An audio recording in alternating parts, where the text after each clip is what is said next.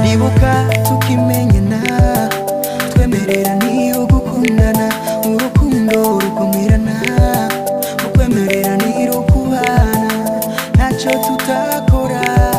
gushika umunsi wo kurahira urugendo rw'urukundo rwacu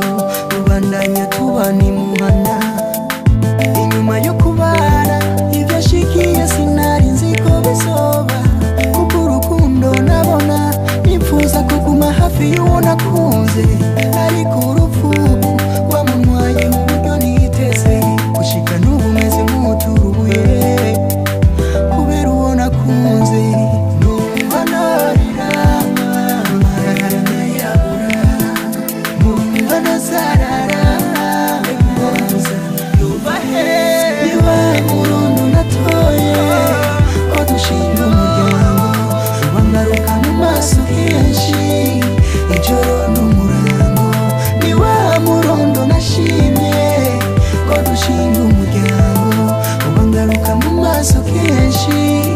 ijoro n'umurango yapfuye adasigiye n'akana ubu ndamurabira ku ifoto gusa intugu ziri mu kunyica reka nirimbe ncuririmba